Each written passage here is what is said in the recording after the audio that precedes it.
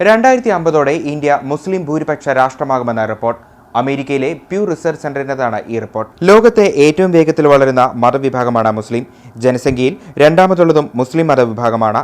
ലോകത്ത് പൊതുവെ ഇസ്ലാം ചായ്വാണ് നിലനിൽക്കുന്നതെന്നും റിപ്പോർട്ടിൽ പറയുന്നു. 2010 കണക്കുകൾ പ്രകാരം ലോകത്താകെ 160 കോടി മുസ്ലിങ്ങളാണുള്ളത്.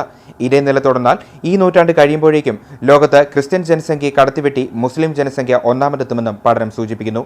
ലോകത്താകമാനമുള്ള മുസ്ലിങ്ങളിൽ 62% India, Pakistan, Indonesia, Bangladesh, Iran, തുർക്കി തുടങ്ങിയ രാജ്യങ്ങൾ ഉൾക്കൊള്ളുന്ന ഏഷ്യ പസഫിക് മേഖലയിലാണുള്ളത്. 2050 ആകുമ്പോഴേക്കും ഇന്ത്യയിലെ മുസ്ലിം ജനസംഖ്യ 30 കോടിയിലെത്തുമെന്നും പ്യൂ റിസർച്ച് സെന്റർ ചൂണ്ടിക്കാട്ടുന്നു. ഇതോടെ 2050 ലോകത്തിലെ ഏറ്റവും കൂടുതൽ മുസ്ലിം ഭൂരിപക്ഷമുള്ള രാജ്യമായി ഇന്ത്യ മാറുമെന്നാണ് റിപ്പോർട്ടിലുള്ളത്. നിലവിൽ ഇന്തോനേഷ്യയാണ് ലോകത്തെ ഏറ്റവും കൂടുതൽ മുസ്ലിം ഭൂരിപക്ഷമുള്ള രാജ്യം.